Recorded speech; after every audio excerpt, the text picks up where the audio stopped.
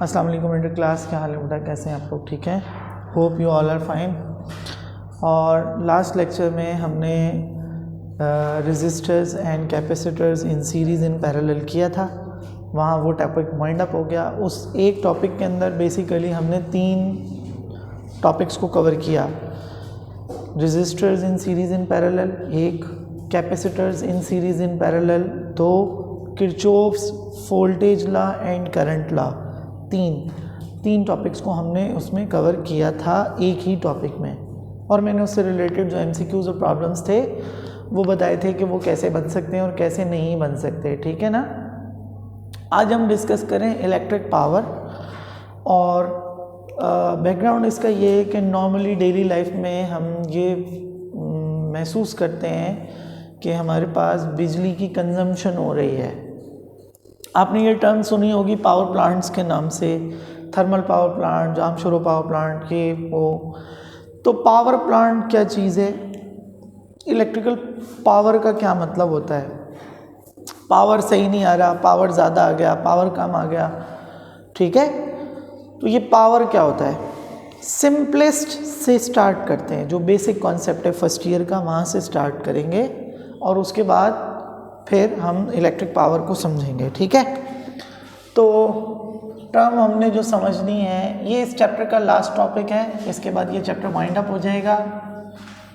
मैंने स्टूडेंट को नोट्स दिए हैं, ठीक है, वो फ़ोटोकॉपी करा लेगी तो फिर वो आपको बता देगी कि भाई उन नोट्स का क्या करें और क्या ना करें। अगर वो आपको समझ में आए तो ले लीजिएगा, ठीक है। पावर की बेसिक डेफिनेशन ये है, फर्स्ट ईयर की बात बता रहा हूँ, चाहे वो मैकेनिकल हो, इलेक्ट्रिकल हो या थर्मल हो। एक एग्जांपल दे रहा हूँ, उससे समझते हैं। मैं कहता हूँ 2 स्टूडेंट्स हैं, ए और बी, बेसिकली 2 वर्कर्स हैं ये, ठीक है। इनका बॉस इनको कहता है कि आपने 8 स्टैक्स को मूव करना है। कितने स्टैक्स को? 8 स्टैक्स को। और वो इनको कोई टाइम बार दे देता है कि इस टाइमिंग के अंदर आपने ये कंप्लीट करना है। 8 स्टैक्स मूव करने हैं from this position to that position, ठीक है। टाइम बार स्टार्ट किया, 5 मिनट के बाद उसने देखा कि ए ने 6 बार्स को, 6 स्टैक्स को मूव करवा दिया था। कितने स्टैक्स को? 6, सही है। बी ने 3 स्टैक्स को मूव करवाया उसी टाइमिंग में। अगर मैं कहूं कि वो मालिक आप हैं जिसने ये ऑर्डर दिया है, तो आपसे अगर मैं इन दोनों के बारे में पूछूं तो आपका पहला जवाब क्या होगा? आप कहेंगे ए एफिशिएंट है compare to B. This is what you will say. Why you are saying this? आप कहेंगे इसने ज़्यादा एनर्जी डिलीवर की है लेकिन टाइम कम लिया है, और बी ने उल्टा किया है, कम एनर्जी ट्रांसफ़र की है लेकिन टाइम ज़्यादा लिया है। क्यों? ये क्यों एनर्जी की बात आ गई? क्योंकि ज़ाहिर है एक चीज़ की पोजीशन को चेंज करने के लिए जो एनर्जी हमें चाहिए उसको वर्क कहते हैं। The energy required to change the position of a particle is known as work. ये ऑलरेडी मैं 12th चैप्टर में बता चुका हूँ वोल्टेज बताते वक्त कि वर्क क्या होता है। वर्क का मतलब है वो एनर्जी जो कि पोजीशन चेंज करने के लिए चाहिए। सो दिस इज एनर्जी पर टाइम, एनर्जी पर टाइम। अच्छा, अब यही कॉन्सेप्ट अगर मैं यहाँ अप्लाई करूँ, मैं कहता हूँ भाई एक सर्किट है, लेट से उसमें 3 बल्ब्स लगे हुए हैं सीरीज में, या 3 बल्ब्स लगे हुए हैं किसमें? पैरेलल में। तो कितने कॉन्सेप्ट होंगे? पहला कॉन्सेप्ट होगा कितनी एनर्जी जा रही है कितने टाइमिंग में, ठीक है ना। कितनी एनर्जी जा रही है कितने टाइम में, सोर्स कितनी एनर्जी कितने टाइम में दे रहा है, ठीक है ना। बैटरी चार्ज होगी, एनर्जी जल्दी जल्दी जाएगी, बैटरी डाउन होगी, एनर्जी के जाने का प्रोसेस भी स्लो हो जाएगा, वीक हो जाएगा। यही तो होता है ना। आप यूपीएस पे पंखे को देखें तो जब बैटरी फुल चार्ज है पंखे की स्पीड तेज़ है, यानी ज़्यादा एनर्जी ट्रांसफ़र हो रही है कम टाइमिंग में, ठीक है। जब यूपीएस डाउन होता जाएगा आहिस्ता आहिस्ता आहिस्ता आहिस्ता क्या होगा, क्या होगा, पंखे की स्पीड मरती चली जाएगी। So what is happening, the time is more taking but the energy is transferred very low. यही चक्कर है ना। तो एक तो ये बात है कि सोर्स ने कितनी एनर्जी दी है, सोर्स ने कितनी एनर्जी दी है पर टाइम।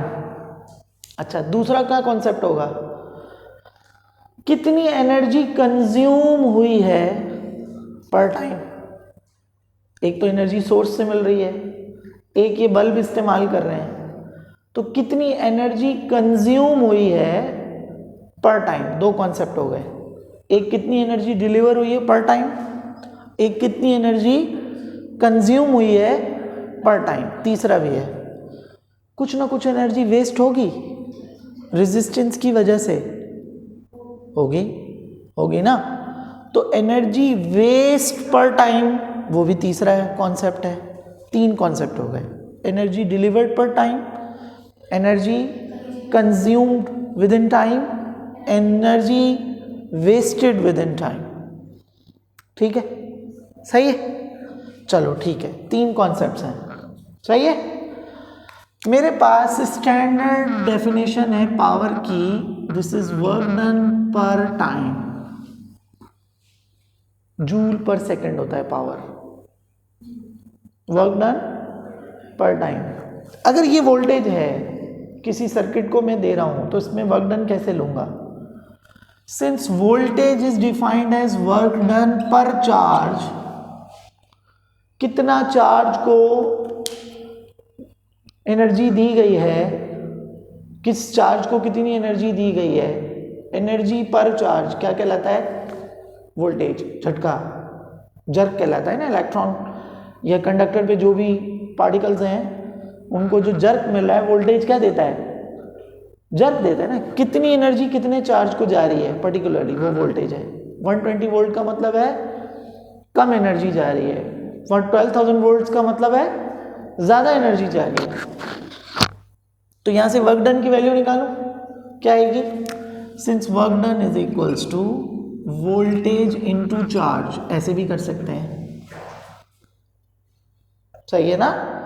इलेक्ट्रिकल सर्किट्स में वर्क डन क्या होगा भाई, कौन सा चार्ज पार्टिकल मूव हुआ है फ्रॉम हाई पोटेंशियल से लो पोटेंशियल या लो पोटेंशियल से हाई पोटेंशियल, यही तो वर्क कर रहे हैं आप। सिंपल सर्किट कंप्लीट करने के लिए वर्क क्या कर रहे हैं, हाई पोटेंशियल से लेके जा रहे हैं लो पोटेंशियल या लो पोटेंशियल से लेके जा रहे हैं हाई पोटेंशियल। अब पाथ कोई सा भी हो इससे कोई फर्क नहीं पड़ता, गॉट इट। अच्छा, तो ये वोल्टेज, ये जो वर्क डन की क्वेश्चन आई है वहां पुट अप कर दूं, पावर मिलनी चाहिए। तो पावर कैसे डिफाइन होगी, this is P is equals to, work done की जगह क्या आ गया, voltage into charge whole upon time. Can I write down like voltage into charge upon time, सही है ना। ए बी अपॉन सी का मतलब है A into B upon C, that's the same thing, सही है। तो नंबर ऑफ चार्जेस फ्लोइंग पर सेकंड क्या होता है, करंट, इलेक्ट्रिक करंट। तो क्या मैं लिख सकता हूं this is voltage into current. तो किसी सर्किट को इनपुट वोल्टेज कितना दिया है, इनपुट करंट कितना दिया है, जब दोनों को मल्टीप्लाई करेंगे तो इलेक्ट्रिक पावर मिलेगी। इलेक्ट्रिक पावर क्या बता रही होगी, the energy consumed with in the time, energy consumed with in the time. मैं कहता हूं एक एसी है, 1.5 टन का एसी है, 10 एम्पेयर का करंट उठाता है, बताओ पावर कितनी लगा रहा होगा, पावर कितनी यूज कर रहा है, क्या बताया, 10 एम्पेयर करंट बताया है। वोल्टेज कितना होगा भाई, स्टैंडर्ड लेना है ना, स्टैंडर्ड कितना आता है 220, तो 220 मल्टीप्लाई बाय 10, ये उसकी पावर हो गई, ये उसकी पावर हो गई। यहाँ तक समझ में आ गया? यहाँ तक समझ में आ गया? अच्छा, तो स्टैंडर्ड कैसे मालूम करें किसी भी सर्किट का? Power generated. अब जनरेटर पावर बनाता है ना, जनरेटर वोल्टेज पैदा करता है ना, तो सिर्फ वोल्टेज तो पैदा नहीं करता बल्कि करंट भी पैदा करता है, क्योंकि वोल्टेज बनेगा तो ऑटोमेटिकली करंट भी बनेगा। जनरेटर दोनों चीज़ें पैदा करता है ना। प्राइमरी क्या चीज़ पैदा करता है? वो वोल्टेज, वो work done against the nature करवाएगा कुछ ना कुछ करके। Got it? कुछ ना कुछ होगा चार्जेस के साथ कि work done against the nature होगा, तभी तो वोल्टेज बनेगा, वरना वोल्टेज बनेगा नहीं, पोटेंशियल डिफरेंस जनरेट ही नहीं होगा। क्या तक समझ में आ गया? ये क्या था? ये कहलाता है पावर कौन सी पावर है ये? Electric power. इसको आम अल्फाज में इलेक्ट्रिक पावर कहते हैं, यानी power supply to the electrical circuit. Simple, circuit का कोना पकड़े पहला, जहाँ से सर्किट शुरू हुआ वहाँ पे जितना वोल्टेज था, वहाँ पे जितना करंट था, दोनों को मल्टीप्लाई कर दें, दोनों को मल्टीप्लाई कर दें। अच्छा, अब यहाँ कॉमन सी कुछ और चीज़ें कॉमन देखते हैं, ठीक है ना। ये तीन किस्में, यानी इनके पास वोल्टेज क्या है? सेम। करंट क्या है? नहीं, करंट सबके पास अलग है, I1, I2, I3। ये क्या है? Series, end to end connection है। करंट सबके पास, वोल्टेज सबके पास चेंज है। सही है ना। अब मुझे क्या पता करना है कि इन तीनों ने पावर कितनी कंज्यूम की है। तो पहले ये चेक करना होगा कि सर्किट कौन सा है, सीरीज है या फिर पैरेलल। Got it?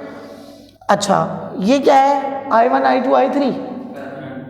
यहाँ V सेम है, करंट चेंज है, करंट चेंज है ना, V सेम है। अच्छा, अगर ओम्स लॉ की इक्वेशन उठाएं तो वो क्या है? V is equals to IR। तो I किसके इक्वल होता है? I किसके इक्वल होता है? I बनेगा V अपॉन R के, यानी वोल्ट पर ओम्स, भी एम्पेयर ही होता है। सही है? V अपॉन R, V तो सेम है, R अलग अलग होगा या R इक्विवेलेंट होगा? R इक्विवेलेंट होगा ना, क्या होगा? इक्विवेलेंट। अब वोल्टेज तो है, करंट सेम है, R कौन सा लेना है? इक्विवेलेंट। R कौन सा लेना है? सीरीज में R क्या होता है? R1, R2, R3। तो यहां ऐसा करता हूं, वोल्टेज की जगह क्या पुटअप कर देता हूं? क्या पुटअप कर देता हूं? IR। करंट तो सेम है ना भाई, करंट तो सेम है, तो ये क्या बन गया? P is equals to IRE into I। सही है? I इंटू I क्या बन गया? I square. तो पावर का एक फार्मूला बन गया I square upon I square into RE। अगर RE ना भी होता तो सीरीज सर्किट का सिंपल पावर कैलकुलेट करने का फार्मूला है current multiply by total resistance. Current squared multiply by total resistance. किस में अप्लाई करना है? ये अप्लाई करना है फॉर्मूला फॉर सीरीज सर्किट, क्योंकि उसमें करंट आपको पता होगा, जो एक के पास होगा वही सबके पास होगा। अब मैं एग्जामिनर हूं, मैंने कहा भाई 3 रेजिस्टर्स हैं, 1 ओम, 10 ओम, 15 ओम्स सीरीज में लगे हुए हैं, 2 एम्पेयर का करंट है R1 के पास। किसके पास? तो ऑटोमेटिकली R2 और R3 के पास भी करंट सेम होगा।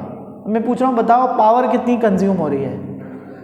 नहीं, पहले मैं RE निकालूंगा। करंट तो मैंने जो एक के पास है वही सबके पास है, करंट का स्क्वायर करूंगा, RE निकालूंगा, मल्टीप्लाई करूंगा, ऑटोमेटिकली पावर पता चल जाएगी। वो जो पावर होगी वो कहलाएगी power consumed, power consumed in series circuit. समझ में आ गया? पैरेलल में क्या सेम है? वोल्टेज। तो अच्छा, अब मैं क्या करता हूं, इसमें मैंने पहले आई आर पुटअप किया था ना, अब ऐसे करता हूं आई की जगह पर ये पुटअप कर देता हूं, V अपॉन आर कर दूं पुट, तो ये पावर का फॉर्मूला बनेगा P is equals to V square upon R. ये है तब अप्लाई करना है जब सर्किट पैरेलल हो। तो हम इक्विवेलेंट रेजिस्टेंस लेंगे 1 अपॉन आर ई, पैरेलल में रेजिस्टेंस कम हो जाती है, उसको वोल्टेज के स्क्वायर से मल्टीप्लाई करेंगे, ठक करके पावर कंज्यूम पता चल जाएगी। पावर जनरेटेड यही है, वो क्या है? V इंटू आई।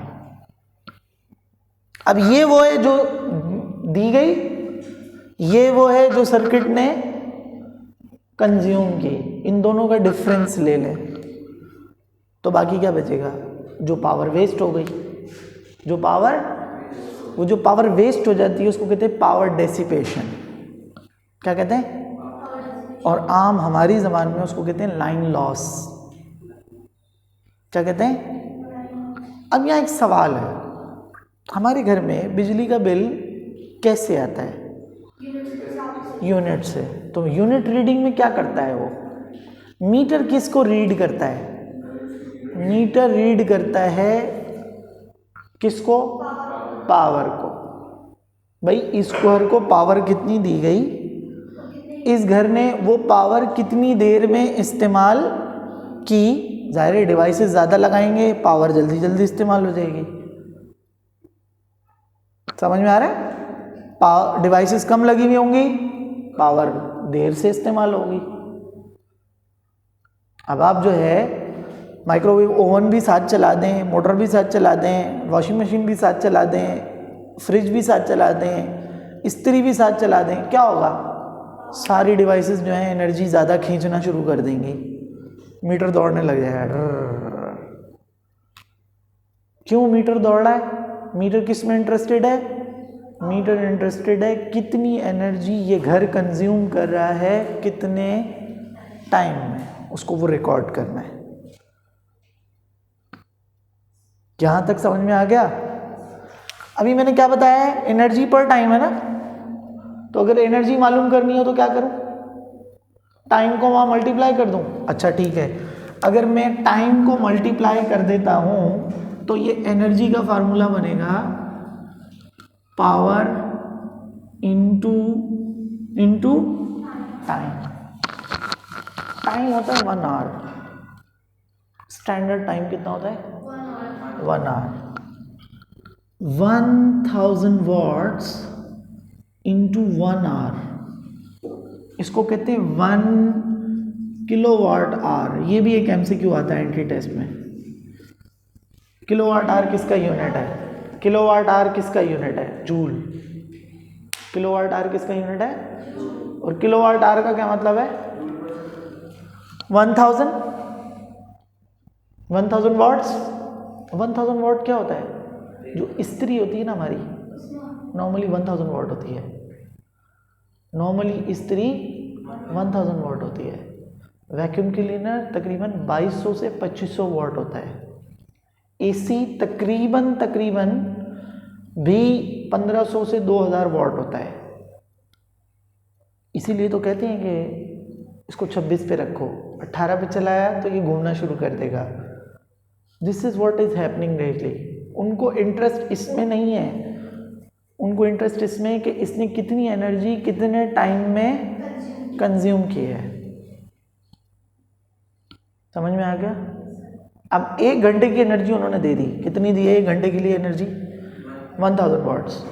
अब आपकी मर्जी, आप वो 1000 वॉट 1 घंटे के बजाय 1 सेकंड में ख़त्म कर लें, आपकी मर्जी। वो आप 1000 वॉट 1 दिन में ख़त्म करें, चॉइस इज योर्स। समझ में आ गया? 1000 का मतलब हो गया कितने? 1000 आवर्स में कितने सेकंड्स होते हैं? 36। तो ये हो गया 3600. How do we define watt? हाँ सॉरी 1000 मल्टीप्लाई बाय 3600, ये आ गया joule per second into second.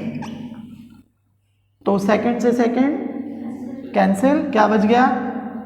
3.6 into 10 power 6 joules. ये हो गया 1 किलोवाट आवर. 1 किलोवाट आवर में इतनी एनर्जी कंज्यूम होती है, 6 जूल्स. यहाँ तक समझ में आ गया? ठीक है. जो पावर इनपुट है उसमें से जो पावर कंज्यूम्ड हुई है उसको माइनस कर दें, पावर लॉस पता चल जाएगा. अगर किसी सर्किट में पावर लॉस ज़्यादा हो तो वो सर्किट किसी काम का नहीं है. किसी भी ये जो नए रिसर्च मेथड्स आ रहे हैं जिनमें वो सोलर प्लेटों की बात कर रहे हैं, एनर्जी एफिशिएंसी की बात कर रहे हैं, क्यों? इसी वजह से कि भाई कम टाइमिंग में ज़्यादा एनर्जी कंज्यूम ना हो जाए. ये जो बल्ब आ रहा है, सेवर आ रहा है, पहले 100 वॉट का बल्ब आता था, वो क्या करता था? ज़्यादा एनर्जी कंज्यूम करता था 1 घंटे में. फिर अब 12 वोल्ट एलईडी आ गया, तो अब वो ही एनर्जी 100 वाट की वो 5 घंटे में इस्तेमाल करता है. ड्यूरेशन बढ़ गया. समझ में आ गया? समझ में आ गया क्या? ओके. तो आज के टॉपिक में समझने वाली बात ये थी कि पावर जनरल फार्मूला क्या है, पावर का सीरीज फार्मूला क्या है, पावर का पैरेलल फार्मूला क्या है, सर्किट्स में पावर का क्या मतलब है, पावर डेसिपेशन क्या होता है, पावर का इक्विवेलेंट कैसे निकालते हैं, किलोवाट आवर क्या चीज़ है. ठीक है. अच्छा, अभी जितने हमारे पास प्रोजेक्ट्स हैं पाकिस्तान में, सबसे बड़ा जो प्रोजेक्ट है कौन सा है? तरबेला डैम है ना. तरबेला डैम है हमारा, वो सबसे बड़ी पावर जनरेट करने की कैपेबिलिटी रखता है. यानी 1 घंटे में अच्छा खासा एनर्जी जनरेट करने की सलाहियत रखता है. और अब क्या हो रहा है? अब हम आगे की तरफ जा रहे हैं, न्यू डैम्स बना रहे हैं, न्यू पावर्स आ रहे हैं, न्यू हम इंस्टॉलेशंस कर रहे हैं. कराची में आप जाएंगे सीधे हाथ पे, जमपीर में विंड फार्म्स बन रहे हैं. अब कहाँ जा रही है वो पावर? वो सब यहीं आ रही है. लेकिन अब कोई ये बोले कि हमारे मुल्क में भाई लोड शेडिंग क्यों हो रही है, तो उसका मसला ये है कि पावर तो हमारी पूरी जनरेट हो रही है, हमारी पावर चोरी हो रही है, लाइंस चोरी हो रही हैं, बिजली चोरी हो रही है, बिजली का बिल कुछ और आता है, बिजली इस्तेमाल कुछ और होती है. ऑलमोस्ट हर घर में ही है. क्यों भाई? किसी ना किसी तरीके से सेटिंग सबकी बनी हुई है. ठीक है ना, किसी ना किसी तरीके से बनी हुई है. बहरहाल यहाँ तक समझ में आ गया? ठीक है. नेक्स्ट लेक्चर में इस चैप्टर की जो प्रॉब्लम्स हैं वो मैंने दे दी हैं. नेक्स्ट लेक्चर में इंशाल्लाह हम इलेक्ट्रोमैग्नेटिज्म से स्टार्ट करेंगे.